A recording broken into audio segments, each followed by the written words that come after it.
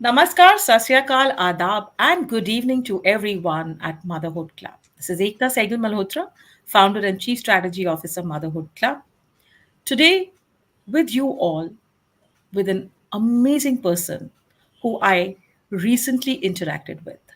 An interaction which is full of, what do I say, full of guidance, full of belief, full of confidence, and a lot more.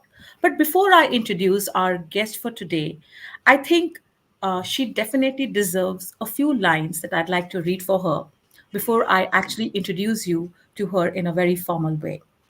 I am the dawn, the start of the spark. I am a woman who is strong, who is bold, who has potential, who believes in herself. Put her in any situation, she shall flourish. Lock her, and she shall find the key. Suppress her, she shall bounce back. Hold her, and she shall fight back. Let her down, she won't let you down. She shall pull us all out. She, the world, depicts the stone. She's the green you shall always envy, as she's the hope for a new us. She's a rope who shall pull all stones to make the world all green and pure. She's the dawn, making sure the sun shall rise, the change shall come. After all, she herself is the beginning. This, ladies and gentlemen, is Squadron Leader Toolika Rani, an ex Indian Air Force officer, a mountaineer, a poetess, an author, a women empowerment coach, a public speaker, and a lot more. We will unveil all of that as we speak to Squadron Leader Tulika today here at Motherhood Club. So, a very warm welcome.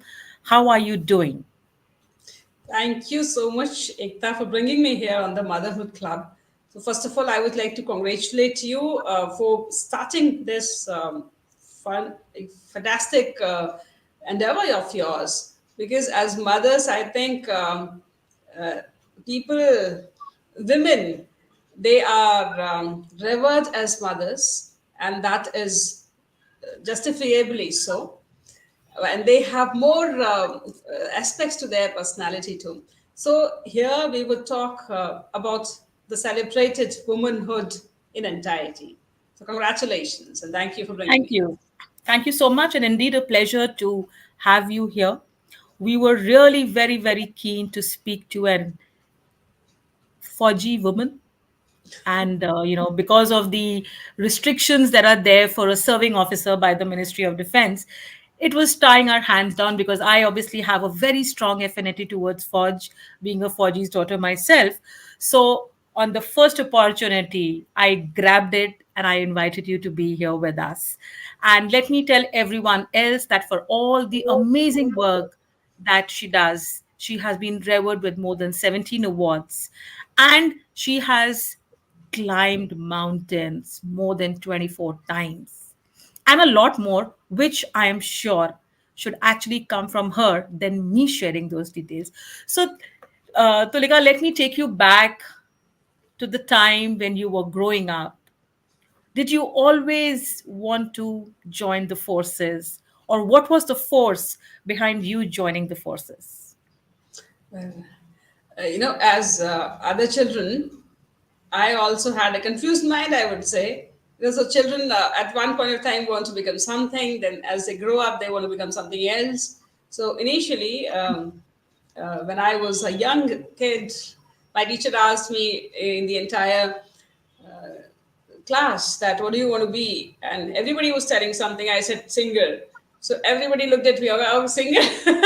And then that changed to being an author. Later on, when I was growing up and I was in college, I took NCC. I think that was the turning point and deciding point of my career. So in NCC, that charm of the uniform grew on me, and I decided that it is the armed forces that I'm going into.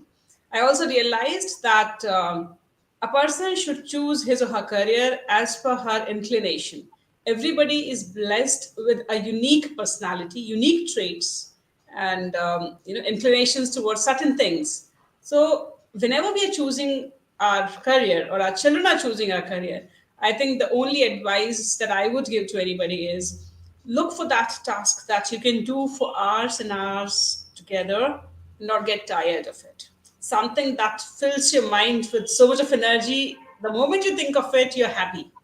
I think that is the field of career one should choose.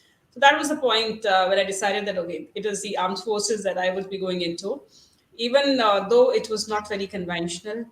And at that particular time, I was always a topper in my class. So I was extremely good at studies. So the corollary was that I should either join the civil services or the medical. But then I said no to both. And I was like, I have been very determined right from my childhood. When I set my heart upon something, that is the thing which I'm going to do. So that kind of a perseverance, I suppose, that kind of a conviction within myself has taken me to all these places and all the works that I have done in my life. Though some of them have been really unconventional, but I feel that if you're not harming anybody in our pursuit, I think we shall do what our heart says because there's only one life. So Absolutely. that was basically in the college that I decided that I want to join forces. Wonderful. And, I think it totally resonates with me because I'm a firm believer of three P's, which is passion, perseverance, and panache. That, Yes. you got to have that passion to achieve something. And you don't achieve something because you want to show it to the world. You achieve it True. for your own self. And your perseverance determines how far you actually go. And, what you said, that the charm of the uniform, I think anybody who wears the uniform looks absolutely class apart. But there is another thing. With that uniform comes a lot of responsibilities, and it's a tough life that one lives, right? So, while you were determined to be an Air Force officer, was it always Air Force as a choice that you wanted to be in, or did you consider Army or Navy also? Army was my first love. I would admit it here. So, and to an extent that I had made a sketch of a girl in army uniform, the olive green, and I had pasted that sketch on my wall right in front of my bed. Wow. So every morning I would get up and I would see that thing. The first thing in the morning, I would see that girl in the uniform. So to that extent, I was passionate about army. And at the age of 19, I was recommended also. It was at that time, I think it was in Allahabad, Prayagraj now. So I was recommended at my first attempt, but we're talking of 2003. And at that time, the seats for women officers were really limited. So I couldn't Yes. make it to the merit, despite being recommended and despite clearing my medicals also in the first go. My name was not in the merit list. That was a real shock for me, for a person who had been the achiever all her life till that small life of 19 years of age. That was, I think, my first major failure, to say a partial failure, because ultimately, if you don't make it to the final merit list, you don't make it at all. Next year, I filled a form for both Army as well as Air Force, and then somehow the Air Force examination happened first, and I got recommended and selected in that. So I joined the Air Force. But it is not that I regret it. No, I still have that charm towards the army uniform, but Air Force did give me a lot of exposure, a lot of confidence, opportunities, and my identity. To say, now today, if I write this rank in front of my name, Squadron Leader, that's because of the Air Force, and it has given me much more. So I'm really indebted to that organization. I enjoyed Absolutely. my tenure of 10 years there. Absolutely. Once a Fauji, always a Fauji. And you are very right, that rank, the feeling of having that rank with you for the entire life is very special. I can understand that emotion. Have seen that with my father and with a lot of other Faujis that I know of. You've also been a trainer in the Air Force, outbound training. How was that experience? And were you training only women or you were also training men? And if so, how was the response? Because as you said, it's a very unconventional profession that you chose to be trained by the women. How was that experience? Yeah, I that was the best tenure I had in my 10 years of service. It was in 2013 September that I was posted as an outdoor training instructor in the Air Force Academy, Hyderabad, Dundigar, and I just loved it because By that time I was heavily into physical exercises, physical fitness. So that earlier, my branch is administration and my specialization was in air traffic controlling. So earlier, while I was doing ATC duties and then finding time somehow to continue with my fitness regime, here when I was posted as an instructor, the entire work I had was to work out and make others work out. So I absolutely loved it because earlier I was finding time specifically for this after my duty hours. Now this became my duty. So I was being paid to work out. And there could be nothing better than that. Wonderful. On top of it, earlier I used to run alone and do all those exercises alone. Here I had so many enthusiastic young companions. So it was wonderful.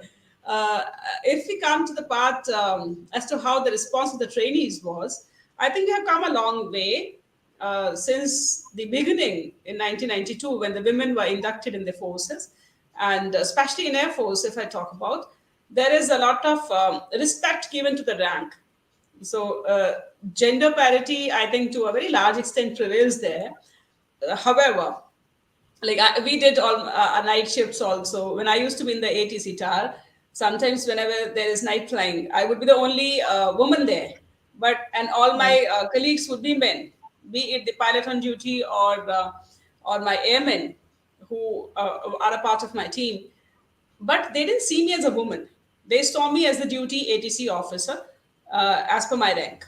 So that kind of a gender parity prevails there, and I really appreciate it. Now, after coming to the civil life, I think we need to have that kind of mindset here too in the civil, that a person in her professional capacity shall be known, shall be looked up only in that professional capacity and not as a woman, not as a.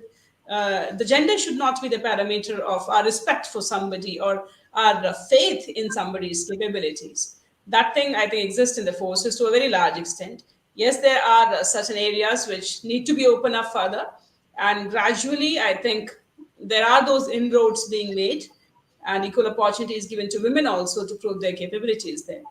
But Absolutely. at that time, initially, yes, I faced those things sometimes, those unsaid words, those unsaid questions about your capability as a military officer. So initially, when the cadets would come for the first day in the academy, see, they would come with a civilian mindset. By saying civilian, I don't intend to disrespect anybody. I allude here to that kind of a mindset which comes from our families, which comes from our society where patriarchy is still very deeply entrenched, and where we do see a person by the gender, and we prejudge a person when we see a female. So we prejudge sometimes. So those questions would be there, unsaid questions in the eyes that okay, a woman officer is standing there as a military training instructor, which is supposed to be really Absolutely. physically very tough. It is indeed. But gradually, as I would make them run and I would run with them and I would ask them to go cross me, and they would have to pull all their strength to do that. When I would do push ups with them and I would teach them how to do push ups in the proper manner, when I would teach them how to climb a rope.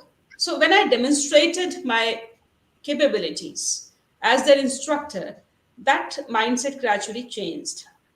So here I would say that women need to, persevere, though it is not a right thing that initially a person would judge you negatively only because you're a woman. But still, if this is the case, then women need to prove their capabilities, and that respect is earned. I have seen that perspective changing with my own case. So later on, at the time of passing out, frequently my cadets would come to me and would say, "Ma'am, we're standing here because of you," Oh, because nice. I not only trained them in the physical activities. There I did prove my mettle, and I used to tell them, see, I'm at least 8 years older to you. I would be at least 8 years older to you, and I can do this. Why can't you? You're younger. So you should be doing it better than I am doing. So, and later on, I did one more thing as an instructor. It was not only make them do the physical exercises, but improve them as a human being. make them realize the hidden potential that each one of them had within them, men and women cadets included, both of them included. So here, there's this incident. I was taking the parade test, the marching test, as all those cadets have to do this. And one of the cadets, he was not able to do it. Like, he was visibly nervous. So in the military environment, basically there is a strictness. So we do not interact very freely, very openly. There's this decorum around an officer, more so with an instructor. You can't just come up and talk and tell your problem. So I was sitting there and I was taking this test for everybody. This boy, when his number came, he was visibly nervous and was not able to perform the basic maneuvers of the drill test. So I could sense that it is not his marching which is so bad, it's his mind which is in trouble. So I said, forget it, just come here, leave it. So I called him to myself and I asked him, what's the problem? You have been marching for so many months now, so I'm sure that you know the basic movements. What is the problem actually?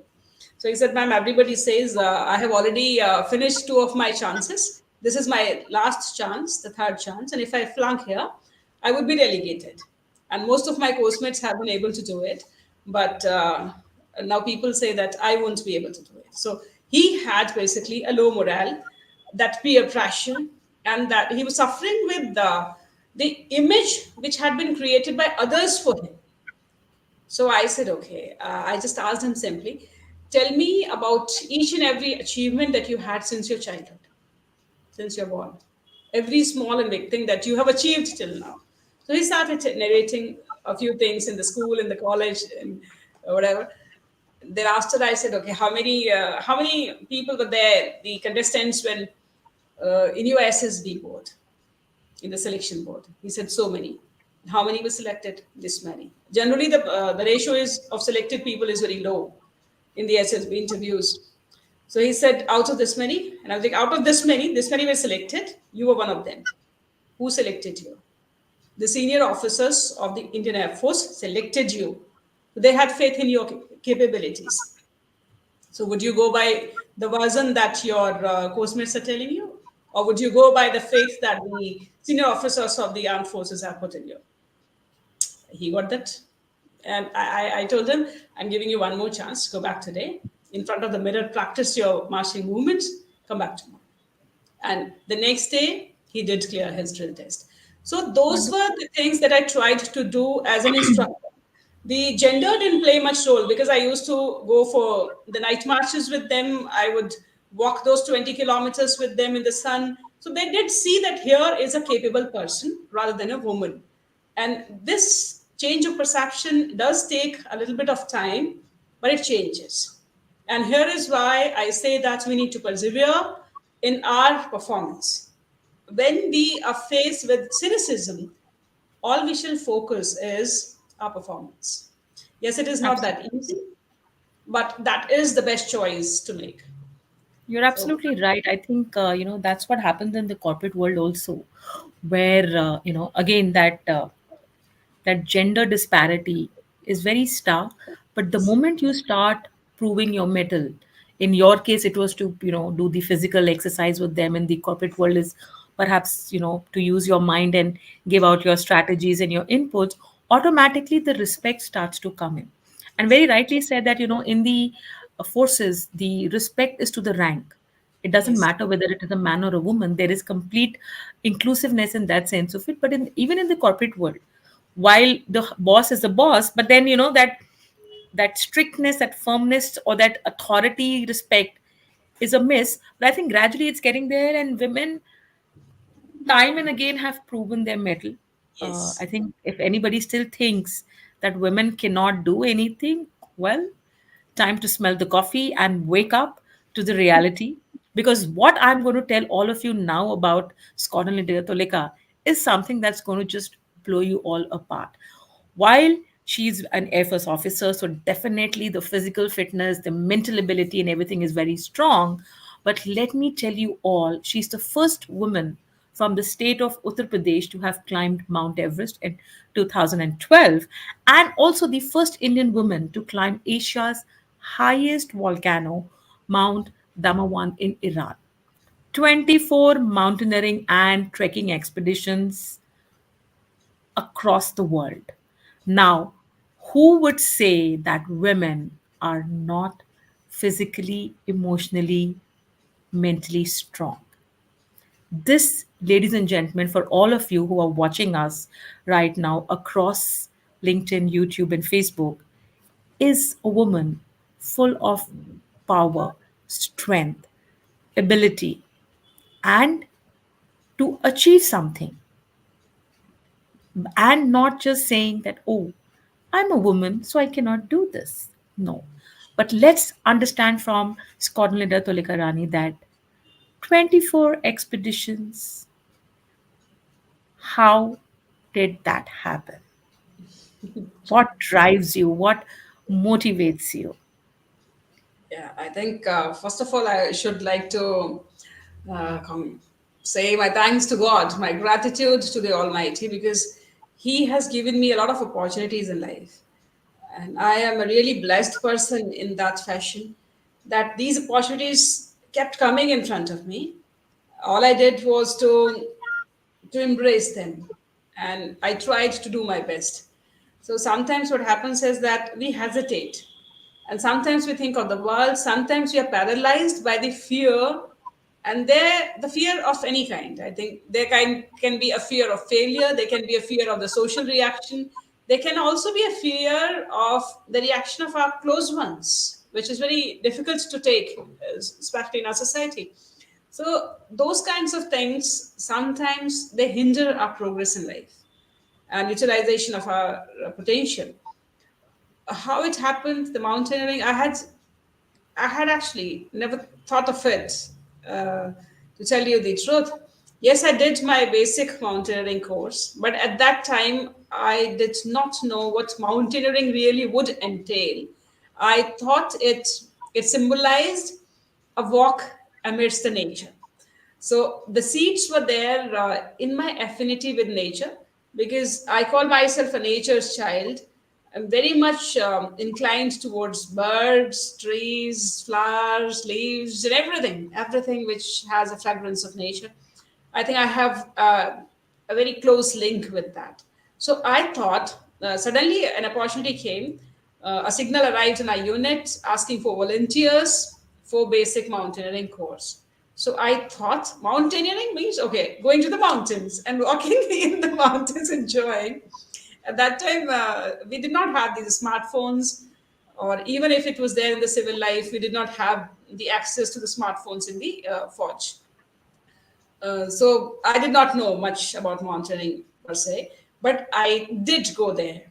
So this is what I have done all my life. Whenever an opportunity comes, I just take that step forward, because I do not want to live with that kind of a speculation later in my life. With the hindsight, I thinking that perhaps I could have done it. What should have happened if I had done it? I do not want to live with those kinds of moments, and certainly not die with those moments. That is why I had to forgo my leave unofficially, but I did that for that year, and I went for the mountaineering course. There I thought, oh, it is really tough, because one had to climb for hours and hours and hours and hours with a heavy load on the back. So there was practically no time or energy to appreciate the bounty of nature which was spread around. Then I realized, okay, if this is mountaineering, this is something which I'm not enjoying at all, because there is no time to enjoy. There is no energy left. Your entire body is aching like hell. How can you enjoy this? So I thought, okay, mountaineering, I'm done with mountaineering. It is not for me. Even though I was really fit, because I was already in the forge and I was really fond of exercises. So I was fit, but I was not mentally tuned towards that kind of a task. And herein, I would like to lay emphasis on this thing. Whatever we do in life, it is not about our fitness, it is not about our resources as much as it is about our aptitude. So, till the time we do not enjoy the challenges, the hardships that come in the process of achieving something or doing something, I think that task we will not be able to do. However, resources we have at our, doorstep. So I came back with this thought that okay, we are done with mountaineering. And then God intervened. And at that very year, Indian Air Force perceived the Indian Air Force had conceived this expedition for women officers to Everest. It was year 2009, and the expedition was scheduled to go in 2011. These 2 years intervening period, they were to be spent in the training of the team. So I again sat down and I was like, okay, now this signal from God has again come. So what should I do? Should I take that step forward? And me being me, I cannot stay dormant when an opportunity knocks at my door. I'm like, okay, let's go. Let's see what happens. Either I will fail or I will succeed. Either I will come back and think that, okay, fine, at least I tried, or I'll continue. So only these two possibilities are there. Why not take a chance? So I went for my first expedition in Leh to Mount Stoke Kangri, and surprisingly, I climbed to the top. So then there was no turning back, because uh, I could realize that this journey of stretching your limits, pushing yourself, at that particular time, it might be very difficult, challenging, taxing, but later on you enjoy this. Later on, you have this kind of a very empowering feeling that you could do it, that you have so much of a strength, reserve strength within you. So that feeling kept me going again and again to the mountains. All throughout those 2 years, we went for 4 expeditions of gradual inclination, of gradual altitude and challenges. And I kept going for all of them: Mount Bhagirathi to Mount Kamet, Mount Sasir Kangri Inle again. And then we went to Siachen Glacier twice to train our team. That was done by the Indian Air Force. So the whole credit of my mountaineering career goes to my organization. They instilled the seeds in me. They nurtured me. Yes, further I grew branches out of it. So, but again, the turning point came in 2011. I was fit. I was extremely fit, and everybody thought I would make it to the top. But I had to return from more than halfway. There is a wall on Mount Everest from where I had to come back due to a combination of factors. So that again proved a very decisive point in my life, because that forced me to look within.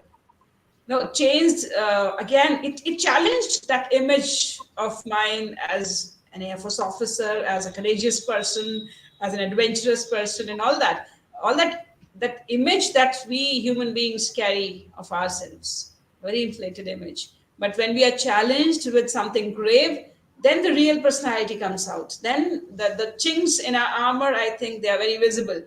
So at that time, I had to look within as to why I failed. I was extremely fit. Why I failed? And again, I realized that there was a point somewhere which had blocked my progress on the Everest. And I decided to launch my individual expedition the next year. So the Everest Wow. expedition for the Air Force was successful, because 7 out of my 20 teammates could make it successfully to the top. That was a very, very heartening moment for all of us as a team. But individually, I found that I had to go back again. There was this immense drive within the urge to go back and complete the task for which I had been preparing day and night for last 2 years. I couldn't just leave it like that. So So I as you just had want to pause you here. You said that you came back halfway from the Mount Everest expedition, and you obviously it would have been a huge jolt, and you questioned yourself that I was fitted, everything was going fine, and then of course because it's uh, not that I have been there, but I know my brother has done the base camp, and it is very, very difficult. And he's also a he does a lot of trekking, and recently he visited a few volcano mountains somewhere in Indonesia. I'd love to have him and you interact, and exchange some thoughts and ideas. But, you came back and then you announced your solo expedition. yes. How was the journey from experiencing that setback to launching your solo expedition? It may look like that it was an easy thing to do, but I'm sure within yourself you would have been through a lot of turmoil. And I specifically paused you here is because Life gives us these setbacks. Yes. Not necessary that one is climbing a mountain, as in like literally the way you were, but in life we experience many challenges, many setbacks professionally, personally, otherwise, and then we kind of give up. How was that journey? What went within, and how did you decide that, okay, I want to do this solo expedition? What triggered that thought? Was it just the failure that kind of triggered it, or it was it something else? See, a failure doesn't come individually, in isolation. It brings in its wake a lot many emotions. First is, I suppose, that steep fall in your confidence, because the world treats you like this. Because the world has a very, very cruel treatment for failures, and that is meted out to everybody without distinction when you come back as a failure. So that was done to me also, and my self-confidence took a back seat. It was just nose diving to a very, to the bottom. And then one day I was writing my diary, and suddenly I realized I had nothing particular in my mind. uh, I was just feeling very heavy, and that urge that all the writers feel to write something. What it is, it comes out in the process of writing more. So it happened that I started writing about that moment on the wall from where I had returned. So I wrote this, that though I have physically come down, but my soul is stuck there on that very point on that wall from where I had returned. And while the world was obviously treating me in that fashion, that, okay, see, we had told you not to get into this. What did you do with yourself for all these last 2 years? So I realized that, okay, and it was my mother's insistence, rather. She said, you should go again. And we are talking of your on your motherhood show. So here I would like to pay my gratitude to my mother also, because she has been instrumental in making me what I am today. uh, she said, no, you need to go, and you need to do it because you had the potential and you did not utilize your potential fully. When this came, I like, some people were some people were criticizing me, some people were showing sympathy with me. Here was my mother who said point blankly, you had the potential, you did not utilize it, you go back and do it. Now, how many mothers would be there who would send their daughter to Mount Everest, where uh, a minimum 10 to 12 lives, unfortunately, are lost every season? It's a really dangerous place to be in. And if it was an individual expedition, that meant that I would not have the experienced Air Force leader with us. I was just 5 expeditions old, so I had that experience of only 5 expeditions, though these were major expeditions. But still, Everest was supposed to be my first individual expedition where I would be the leader. I would be taking my decisions in the frequently changing situations up on the mountain. And then we realized, okay, I'm going back. So then started all the struggle that you said. It was not easy. It was not at all easy, because herein Imagine. came a lot had to be managed. First was the finances. Everest at that time costed me 21 lakhs. And my situation was very peculiar because I was serving in the forces. So nobody from outside would sponsor me. They said you wouldn't be able to interact with the press due to the restrictions. And so we wouldn't get any publicity. Why would we invest our money in you? Obviously. And then the Air Force had no precedence of this sort, because nobody had done it before. On leave, going to Mount Everest was not done before. So they didn't have any sort of policy of financing me. So ultimately, when all doors seemed closed, we decided to shell out our savings, which was again a very crazy decision to take at that time. And everybody started calling me a crazy woman for that matter, because I was working out like a crazy woman. I was spending all my savings, my parents' savings also, on a mountain, which from where I had just returned defeated. And even if I climb a mountain, then what? It is not fetching me anything in monetary terms. I'm getting myself into a very extreme risk. So why was I putting at stake all this? I applied for leave, the 60 days entitlement of a year's leave, 60 days in a year. So I put an application. Air Force graciously, they allowed my leave. So that meant that during my leave, I would be climbing, not coming home that year, and I would be shelling out all my savings and my parents' savings. Then I had to manage my workout. Now, Everest demands extreme physical fitness, for which in the previous expeditions, specifically, our team would be called to Delhi, and then we would be just doing our exercises, the fitness regime, and nothing more, just preparing for the expedition. Here, I would be doing my ATC duties and finding out time for preparing for Mount Everest, nothing less. So that was an extreme time management and everything, all sorts of managements on my part. But when we want to do it, I think we can find out time. We have that much reserve strength in us. A human being is wonderful in that measure, I would say. I have read stories, I'm an avid reader. I've read stories of people surviving in unimaginable situations, not giving up at all. So my mother gifted me books. She said, now, if you're going into mountaineering, first prepare your mind. She gifted me those books on mountaineering, mammoth books of adventure, where I read about the legendary mountaineers. So I think this time my mind was prepared. And in 2012, when I did go on Mount Everest on my individual expedition, I was mentally better prepared to take on the challenge. Though this time the challenge was even bigger because I was alone. I was with my Sherpas only, and it was a highly eventful climb for 2 months. A lot of life and death situations happened. A lot of other situations, logistics wise, happened. I have compiled all this in my book, and then finally I could make it to the summit on 26th May 2012. So that moment when you realize that okay, it had been 3 grueling years, and all your soul, all your existence had been absorbed by this singular entity, which is this mountain, you know, ultimately it feels like liberation, because now no more this task would absorb you and your life, so you can live normally again. That kind of a thing, it is all there in my book, Beyond That Wall. I titled it so, Beyond That Wall, because I thought that there are internal walls in all of us. We women have the external walls, of course, laid down by the society, laid down by these stereotypes.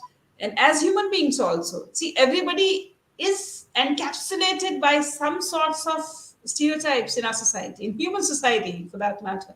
And we have to fight against that. It might be our caste, some people struggle for their caste. It might be our gender, it might be our religion, it might be our region, it might be our language, anything for that matter. Uh, but there is something within in a human being that takes you beyond that, and then you decide that this is one life, despite all the hardships, challenges, and all the restraints and everything in this world which is stopping me. I would still endeavor to utilize my potential. I would still endeavor to live my life to the fullest I can. However much I achieve is not in my hands, but how much I give and what I decide is in my hands. So, this book is a story of going beyond those internal walls and deciding that, okay, now, whatever wall comes in front of us, external walls of any sort, we will climb. We'll at least give 100% to go beyond that. Absolutely. And all I can, rather than saying all I can do is I can actually salute you. And not to the rank here, but to Tulika, who, overcame that mental block. And being a financial mentor, we keep talking about behavioral aspects, because it's the human mind which stops us to do a lot. And it's only that little shift in the mind that can actually make you move mountains. And here literally you were, you had left your soul there, so you actually had to get back there to bring your soul back. Absolutely commendable. And again, just to address to the audience who's watching us right now, or who would watch this conversation at a later point in time, I think each of us, we are our own enemies. when we get stuck because of a problem that is here. As much as we may think that the problem is external, the problem is within. And I think if each of us accepts that, as very rightly pointed out by Tulika, that she realized that the problem was within, and hats off to your mom, you know, Yes. for her to have actually stood by and be that rock solid support, and very rightly said, how many mothers are willing to push their kids that no, go fight that demon, rather than being overly protective about our kids? Can we just help them recognize their potential? That's a very, very powerful learning, Tulika, that I take back as a parent, as a mother, and as a woman myself, that yes, we will get stuck in these challenges, and that's how we overcome it. So there is another salute coming your way from Suraksha ji. She's a very regular and a very, lovely member of our platform. There were some amazing comments which I was popping up. I'm sure you were able to read them. And this book that you've written, Beyond That Wall, I think that wall which is here, we all need to climb. And while you were telling me your journey about your soul being there, and how that defeat, when we fail, we become a mock, like a laughing stock. Everybody takes advantage of it. Nobody really appreciates it. I think this was last year. I happened to host Major General Vikram Dev Dogra, who's the first our Iron Man of our country, the only serving general. And even he shared his challenges, that, when he was practicing, there was a moment where he was completely, like, he didn't know what's happening, and there was a fatigue, and he perhaps thought that he may not be able to do it. But when he did it, and when he had announced to the world that he's going to do this, where everybody came up to him that, like, seriously, at this stage you're going to do this. But he said, I was absolutely determined. So Yes. he also dared to break Yes. that mindset. And I think kuch hai फौजियों में ये चीज होती है, that that that physical, more than the physical strength, the mental strength that Mind. is inculcated in the 4Gs. I think Yes. that is something we all need to learn. What a powerful experience that you have shared. I didn't want to look here and there and just keep listening to what you said, because this is something that I firmly believe. And who doesn't fail? True. But I think what is important is, how do you bounce back? Yes. And when you bounce back, you actually have that smile on the face that you have right now. Yes. And then you continued your expeditions, 24 of them. You being the first woman to go to that Asia volcano. And you are full of passion, I must say. You are a very, very passionate woman who believes in achieving, who believes in pursuing her passion. And as much as I would love to talk about your mountaineering expedition, but I want to also let everybody know that there are a few more qualities or few more skills that Tolika has. She's an amazing writer, and she writes some amazing poetries, and has a strong command on both the languages, Hindi as well as English. So before we continue the conversation, Tulika, if I may request you to read a poem or two for us Yes, yes, sure. of your Thank you. choice. Yeah, all right. So, as you were talking about the rising sun, I think in your conversation you recently mentioned the sun. I have also written a poem on sun, the rising sun. I have a great affinity with all the natural elements, but I've written many poems on sun because it evokes a lot of emotions in me, the sunset as well as sunrise. So here is to the rising sun. I did write this poem on the moment of sunrise itself, walking on my roof. So here it goes. I see you on the horizon. You are a rising sun. Mark the words here. I see you on the horizon. You are a rising sun, a red, round, striking ball. Forgotten I haven't, you too had a fall. A red, round, striking ball. Forgotten I haven't, you too had a fall into that deep, dark, invisible pit of misery, dejection, and desolation, that yearns long night and night after night. No light emanated from you. You just showed up. You just showed up, tired, masked, habituated to rising, but not anymore. But not anymore. Subdued you are my orb, that semicircular sun. Subdued you are my orb, but bigger you grow with each of my strokes. Now fear you not, now fear you not, I have planted fire in the center of your heart.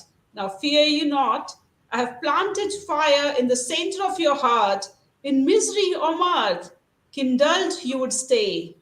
In misery or mirth, kindled you would stay. Realize my intent when I painted you crimson. Realize my intent. It is God saying to the sun, realize my intent. When I painted you crimson, I have seen you on the horizon. You are the rising sun. I have seen you on the horizon. You are the rising sun. So, Beautifully, and I think it totally depicts you. We all fall. Even the sun falls every night, every evening, right. but it wakes up the next day to bring that hope in the lives of so many of us. Imagine falling every day and then standing tall the next day. Life is all And about it, I think. Life is all about falling and rising repeatedly. No absolutely, successful person, I would say, is who hasn't constantly fallen? successful, constantly on that ladder of high success. No, we keep slipping down and we keep rising up and climbing again. I think with every successful person, it happens. So, success and failure, I think these are the names given by the world to people, while a person is only making the full utilization of her potential here, in all Absolutely. the circumstances that come in front of us. Absolutely. So for me, fail has, the acronym fail has a few expansions. So one is like, obviously, true to my profession, financially aware in life. So I say that you got to fail, you got to be financially aware. And the second I firmly believe is that, when you fail, there is forward action and inward learning that's happening. Ah, wonderful. So you have to fail, right? You will not be able to appreciate success until you have failed because you don't know. How would you Yes. define success? Right? And I think failure is in our own eyes, not in the eyes of others. Who decides whether I have failed or I have succeeded? If the barometer is the external world, well, we really need to, introspect a lot to figure out that what exactly do we want in life. And had you succumbed to that pressure, perhaps that soul of yours would have stayed there and you would have been a very different person altogether, Yes. which is wonderful. So there is a comment that has come for you. You truly are the rising sun which shines brightest from the top of the mountain. That's Shweta from Bangalore.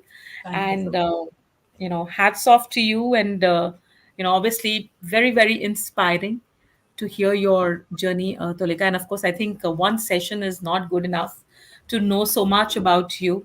But, moving slightly ahead, we spoke about your passion about mountaineering, about, yes. you mentioned briefly about the book and your love for poetry. And for everyone, if you are keen to read that, what Talika keeps writing and sharing, she's very active on LinkedIn where she shares her writings. You have been working extensively towards women empowerment. Public speaking comes naturally to you, where you've done so many TED talks, so many motivational talks across colleges, corporates, and all the other places. What do you generally tell women?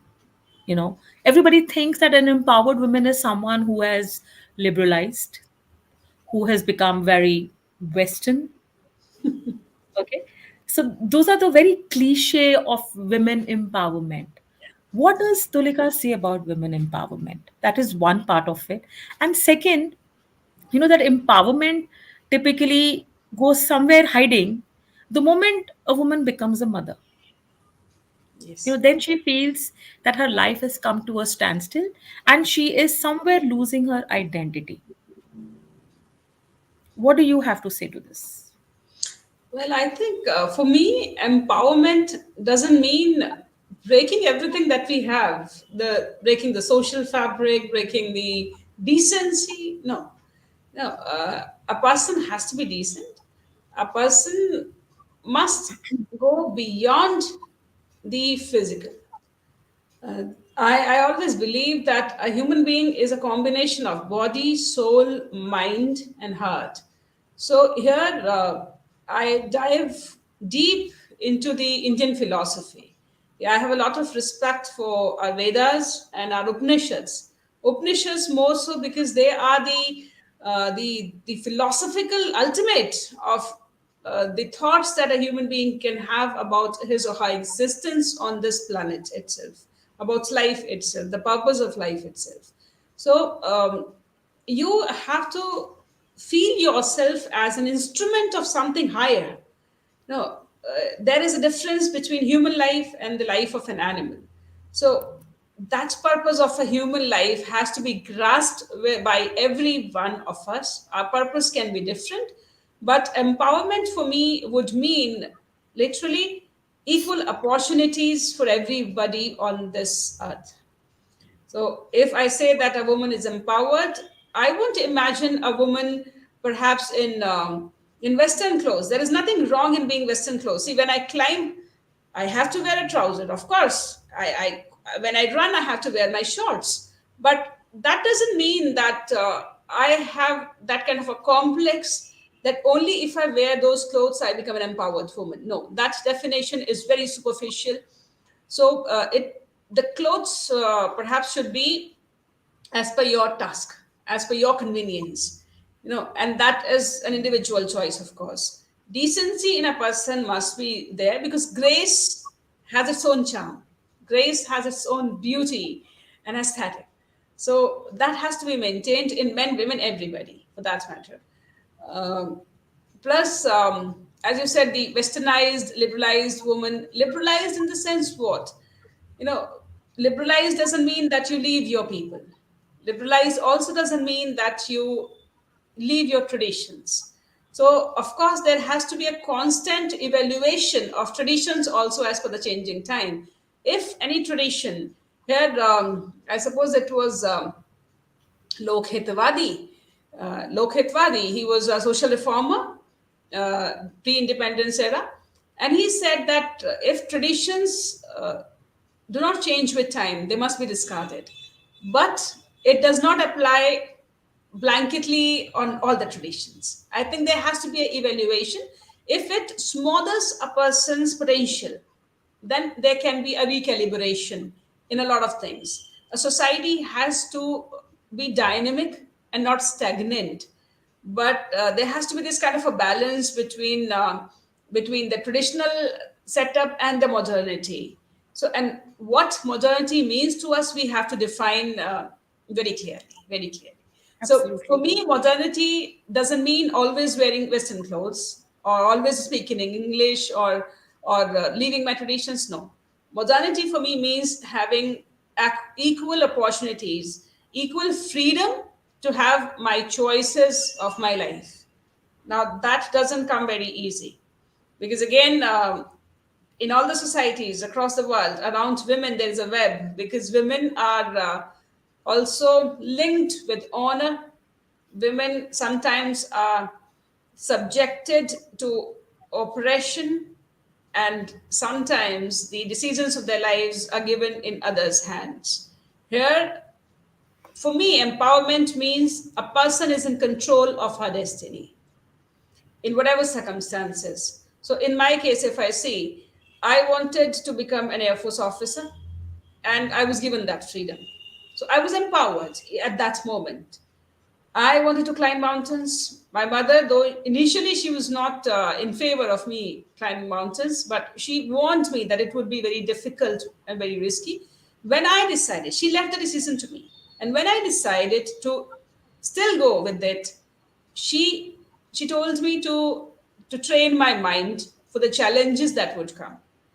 Again, now I'm into public life. How I conduct myself is up to me. So those kinds of opportunities and decision taking power being with a woman, that means being empowered in my understanding. What was the other question you asked me? Women, when they become mothers, they Ah, feel that life comes to a standstill, and you're yes, just caught up with nurturing the child and feeling that, this is it. I lose my identity. I'm just a mother. That happens when your child is born. You are then known as the mother of so and so. Earlier, you were the daughter of so and so, then the wife, and now the mother. So, how, you know, is it right to feel that, okay, life has come to a standstill? Or being a mother is actually empowering you to it do must a lot empower more? one, I think, because it is such a beautiful thing to first bring a child into this world and then hold that child into your arms. I suppose it must be a very beautiful feeling, and then to be in charge of the child. You are solely responsible to teach that person who doesn't know anything, no perceptions, nothing, to teach that person how this world works. So literally, by teaching that person, for taking these small steps into forming that person's personality, ideas, and everything.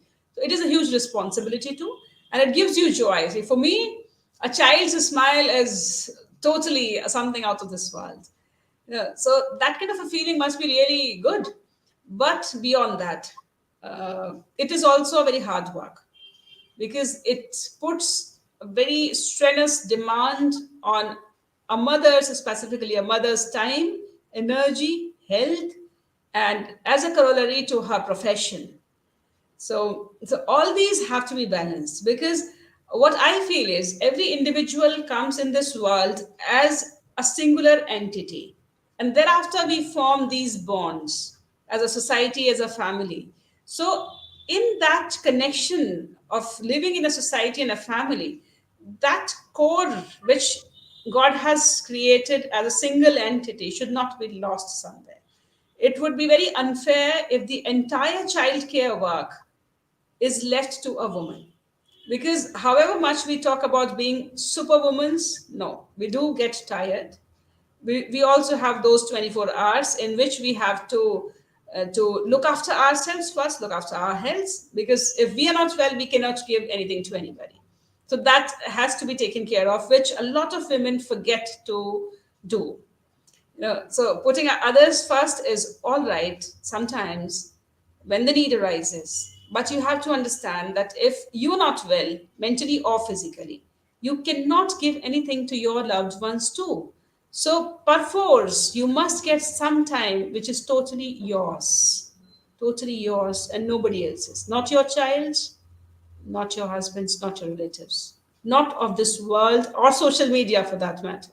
Social media is a big strain nowadays.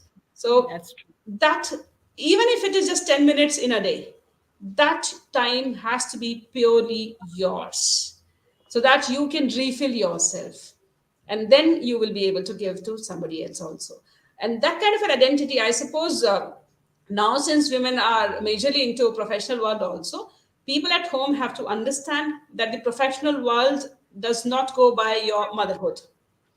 They won't give you any leeway on the basis of your motherhood. They would demand perfection in your work, at least excellence in your work. They would demand your performance. And for performing in any world, you got to put time, effort, and dedication there out of those 24 hours. So when two people decide to bring a child into this world, I think both the people have to take the responsibility also. That is what I feel that the bond shall be. No, in our society, generally, the child care, the family care, the family chores, they are considered primarily a woman's job. Now, this perception needs to change, because a family is consisted of all the family members, and going by that justification, the family work is of everybody. So there has to be a Absolutely. delegation in the way we do in the corporate world. We do it in the army also, in the military. The commander doesn't do everything by himself or herself. There is delegation of tasks. So why can't we delegate these tasks in the family too? So that everybody does something and then the task is completed as a team.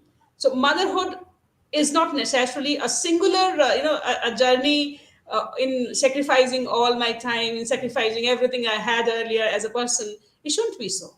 It is very demoralizing, and it is very taxing, I suppose, emotionally, mentally too. A lot of people feel devoid of their identity after their children grow up.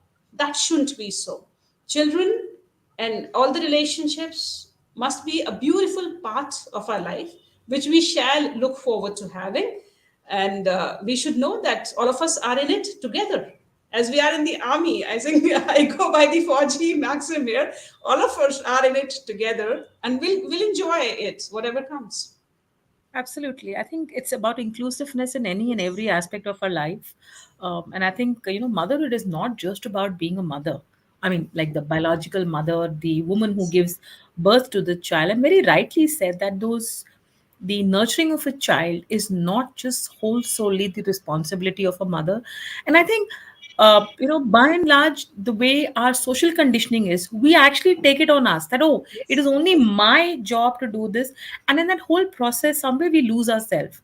And then by the time that time comes when the children's, they kind of fly away from the nest, your nest is empty, that's when you realize that, oh, there is such a big vacuum that is created. And I think that's the premises on which Motherhood Club was born. And we have been trying to create a place for all the mothers to feel themselves, not as a mother but as an individual, where she can nurture her passion, she can talk about herself, she can share whatever she wants to. And we also very strongly believe that fathers are part of motherhood. So we also have fathers on our platform who Yes. are equally contributing and exploring their creative pursuits. They come, they share their journey, they are actively involved in writing, in participating in everything. So it's quite interesting to see that how that change is actually happening from our parents generation to where it is today. And I think it's very rightly said, if we cannot take care of ourselves, we can't. And there's a very beautiful comment that has come, that if Tulika's mother wasn't empowered, she couldn't have empowered her to overcome her challenges. So definitely motherhood empowers us, and every mother wants her children to strive better, and that is a mother's superpower, I think. But yes, don't lose yourself in the whole process. Identify yourself, know yourself. So this, ladies and gentlemen, was Squadron Leader Toolika Rani. Many other conventional to her. She was talking about voting during the last Vidhan Sabha election in Uttar Pradesh. She was the ambassador for that. Rarely heard where women come in front and they talk about all these things. So if you actually would read the detailed profile of Squadron Leader Tulika Rani that we shared, actually tells you that we don't need to get caught in the rut. We can do what we want to. We can be what we wish to, provided we are strong here. We are strong in our mind, in our body, in our soul, in our heart, as Tuleka also mentioned. And I think that is what defines us. Absolutely an amazing experience talking to you, Tuleka, and we'd love to have you back again to share more from your expedition experiences and motivate other women, different age groups. We have young mothers, we have elderly ladies, senior citizens. So the group is very dynamic in the age group for that matter. But I think there is a lot of takeaway for me per se, as an individual, as a mother, as a parent, as a woman, and with a lot of validation to some of my beliefs and myths that I've been trying to break from a financial empowered women also. So thank you so much for being here with us, and be here with us as often as you can. Keep sharing your amazing piece of art that you keep writing, and I'm definitely going to read your book, to read about beyond the wall, the Everest expedition for sure. Thank you So for on the having me behalf here. Yes. on the behalf of the entire team, thank you so much for being here, and lots to learn, lots to internalize, and wishing you all the very best for all those conventional and unconventional endeavors that you're going to take on from here on, and for all that you have done in the past. Thank you so much for making women proud, for making India proud, and for serving our nation. Thank you. My pleasure entirely talking to you here and through you to the audience. I think we all are stronger together. That's my motto to live in life, right? When we do it together, it's always better. So with that, Absolutely. I will sign off. Thank you so much. Jai Hind. Check in. Thank you, everyone, for joining us. So, we will meet you now, day after, with yet another interesting conversation. Till then, stay safe, take care. This is Ekta Sehgal Malhotra signing off for today. Good night and take care, everyone. Bye bye. Thank you so much once again.